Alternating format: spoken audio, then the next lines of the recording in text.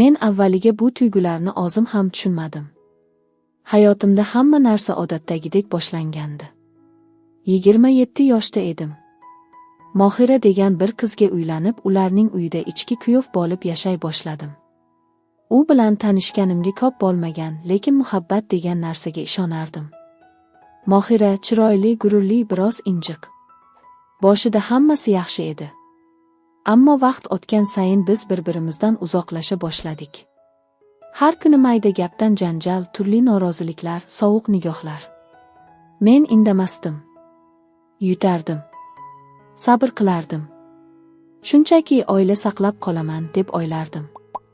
Bu orada u kishini, Mohiraning onasini, Muqaddas opani asta-sekin boshqacha ko'ra boshladim. Bilasizmi, u ayolda nimadir bor edi.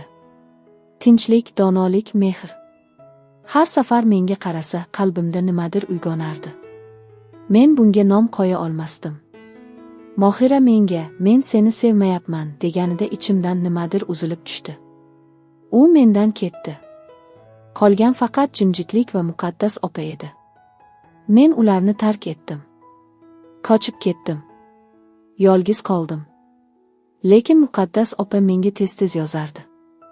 Qalbing qanday deb so'rardi. Sen yaxshi insonsan, sen sabrli eding, derdi. U bilan uchrashib turganimiz sari yuragimdagi savol oydinlasha boshladi. Men uni sevardim. Bir kuni o'zim ham ishonmay aytdim. Muqaddas opa, men sizsiz yashay olmayman deb o'ylayapman. U ko'z yoshlarini yashirishga harakat qildi, lekin nigohi hammasini aytib turardi. Bu muhabbat gunohmidi? Bilmayman. Balki jamiyat uchun, ha. Lekin qalbim uchun bu sof, halol, chinakam tuyg'u edi. Ko'p o'yladik. Suhbatlashdik. Odamlar nima der deb emas, o'z yuragimizni eshitdik. Va qaror qildik, biz birga bo'lamiz. Bugun men Muqaddas opaning, yo'q, endi ayolimning yonida turib, bu dunyoda sevgi degani yoshga, urfga, odamlarga bog'liq emasligini tushundim. Men sevgan ayol bir vaqtlar qaynona bo'lgan, lekin aslida qalbimni eng yaxshi tushungan yagona inson edi. Men o'zimni aybdor his qilmadim. Chunki bu muhabbat shunchaki kutilmagan emas, balki sinovlardan o'tgan, og'riq ichida pishgan muhabbat edi. Biz hech qachon bir-birimizga xiyonat qilmagan edik. Hammasi halol, pok va eng muhimi, yurakdan edi. Muqaddas opa bilan birinchi marta qo'l ushlaganimda qo'llari titrardi. Ammo yuragi barqaror urardi. Men u ayolning nigohida mehr ko'rdim. Mehr emas, boshpana. Tushunish, quvvat. Va bu menga hayotdagi eng katta sovg'a bo'ldi. Shahar buni eshitdi. Odamlar pichirlashdi. Qaynona-ku bu deyishdi. Uyalmasdan sobiq xotining onasiga uylandi deyishdi. Men indamadim. Endi odamlarning gapi meni qiziqtirmasdi. Chunki ular men yashagan og'riqni, yolg'izlikni, kechirimni bilmasdi. Men Muqaddas opani sog'ingan kechalarimni, yostigim hol bo'lgan tunlarimni esladim. Va shunda bildim, bu ayol meni hech qachon tark etmaydi. Biz oddiy to'y qildik. Mehmonlar kam edi, lekin yuraklarimiz to'la edi. U mening yonimda oppoq libosda turganida yoshini emas, faqat mehrini ko'rdim. Va endi men uyg'onganimda choyimni tutgan qo'l issiqligida yurak borligini his qilaman. U hayotga qaytgan. Men esa chinakam sevgini topganman. Men bu muhabbatni tanladim. U qaynona emas. U mening ayolim. Va men bu haqiqatdan qo'rqmadim. Hayotimiz sekin o'z iziga tushdi. Ko'chamizdagi ayollar ilgari assalomu alaykum deganida ko'zimizga qarardi. Endi esa xuddi ko'rmayotgandek bo'lib qoldilar. Erkaklar bo'lsa orqadan kulishdi, pichirlashdi. Lekin Muqaddas opa, endi mening ayolim, hech qachon egilmadi. Har kuni derazani ochib uyga quyosh kirgizdi. Har kuni ovqat tayyorlab boshimni bagriga bosdi. Men esa ishga ketayotib eshikdan chiqishimdan oldin har gal o'zimga shuni aytardim. Bu ayol meni hech kim bo'lmagan paytda quchoqlagan. Endi men ham uni hech kimdan uyaltirmayman. Va biz yashay boshladik. Oddiy, ammo chin yurakdan. U menga ko'p narsa o'rgatdi. Har sozda tajriba, har jimjitligida sabr bor edi. Men esa unga yoshlik, kuch va muhabbat berdim. Ba'zida tunda u jim turardi. Sochlarini silab, "Nima bo'ldi?" deb so'rasam, ko'zlari jimjimador bo'lib ketardi. "Bilasanmi, odamlarning gapidan emas, sening pushaymon bo'lishingdan qo'rqaman", derdi. Men kulib javob berardim. "Agar sevgi pushaymon bo'lsa, u sevgi emas, opa endi sen." U kulardi. Lekin ko'zlarida yosh chaqnardi. Biz bir-birimizga nafaqat sevgi, balki hurmat berdik. Odamlar bir necha oy ichida charchadi. Pichirlar tugadi. Biz esa davom etdik. Bugun muqaddas opa emas. Endi u muqaddas oyim. Ayolim. Yuragimning egasi. Va men bir umr aytib yuraman. Ba'zida sevgi o'zi uchun emas, balki seni tushungan yagona inson uchun tanlanadi. Bir kuni ishga ketayotganimda u menga termulib qaradi. Nigohi chuqur, so'zsiz. Yillar ogirligini ko'rsatadigan, lekin hali ham orzu qiladigan ko'zlar. "Sen hech o'ylab ko'rganmisan?" dedi u nihoyat. "Nima haqida?" dedim. "Bola, bizning bolasiz hayotimiz haqida." Unga qaradim. Yuragimda allaqanday bo'shliq ochildi. Ha, men o'ylardim. Har tong saharda uyg'onganimizda polzorlarda kichkintoylar yugurganini ko'rganda. O'ylardim. Lekin bu tuyg'uni unga aytmasdim. Chunki bilardim, u ham o'ylaydi, ammo o'zini aybdor his qiladi. "Men seni bolasiz hayotga bo'glab qo'ydim", dedi u xuddi yuragini tokayotgandek. "Yo'q, sen meni sevgiga bo'glading. Bola esa Allohdan", dedim. Shundan keyin kunlar davomida biz bu mavzuni yana ochmadik. Ammo yuragimizda u o'z o'rnini allaqachon topgandi. Bir kuni u menga qo'limni ushlab asta dedi. "Balki bir bolani asrab olsaqchi."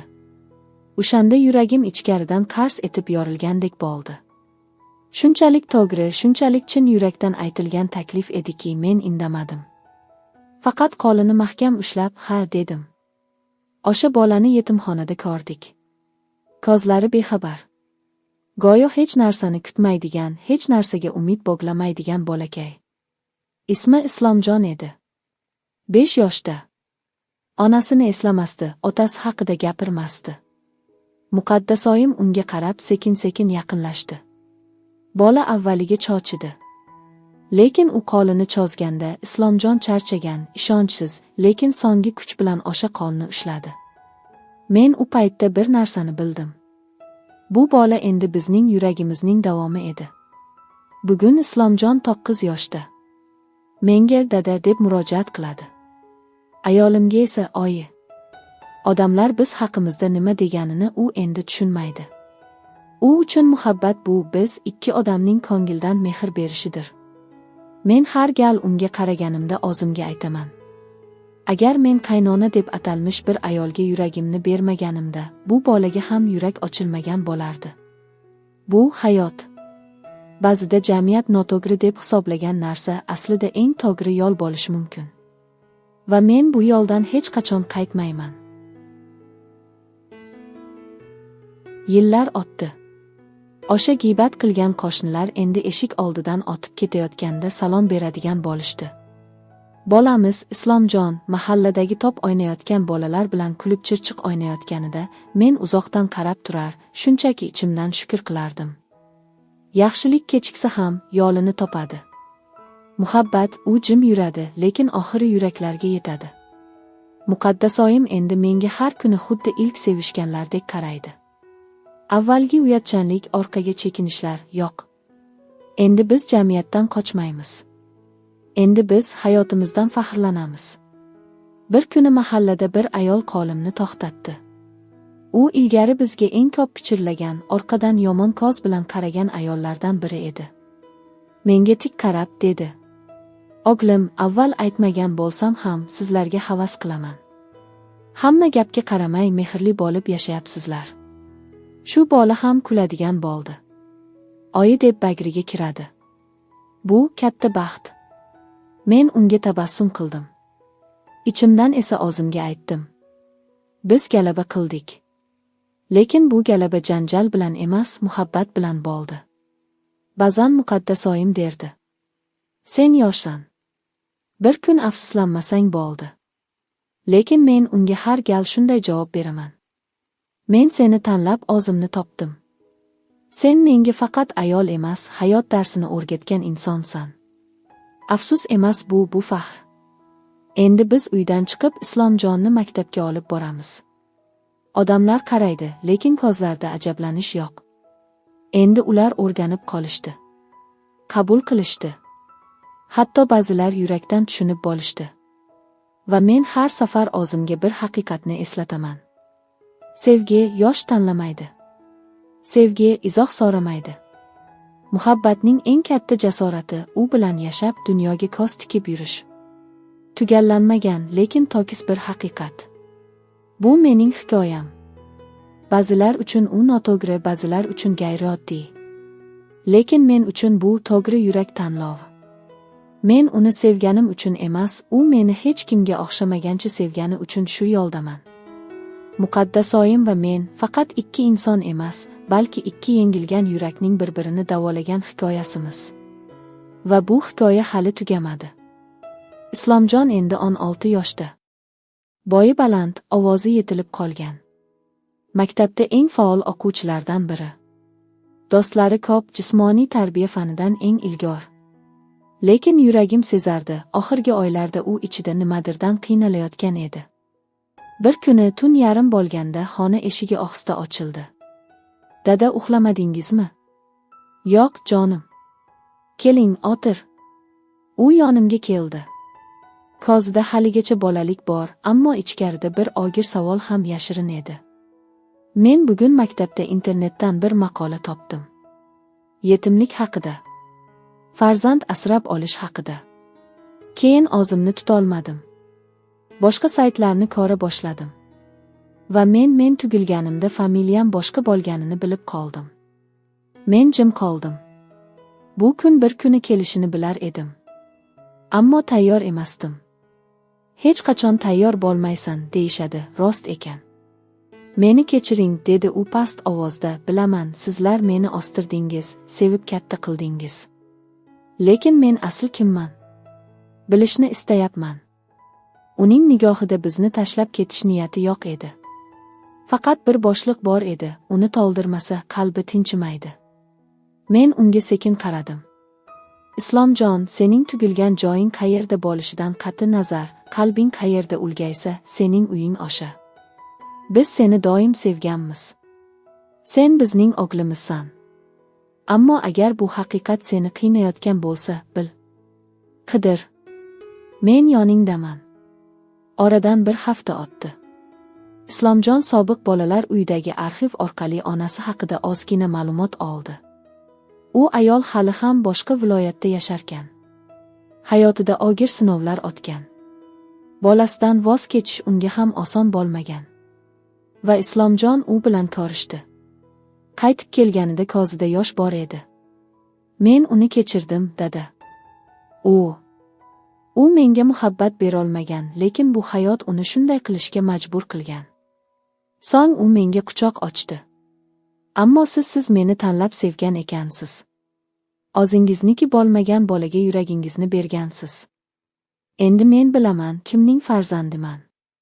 Muqaddasoyim bu voqealardan so'ng xuddi ichidagi og'ir tosh ko'tarilgandek yengil tortdi. Islomjon uni qattiq quchoqlab shunday dedi. Oyi, siz menga ayollikning eng kuchli qiyofasini ko'rsatdingiz. O'zingiz og'riganingizda ham boshqalarni sevishga davom etdingiz. Men sizni faxr bilan oyi deb chaqiraman.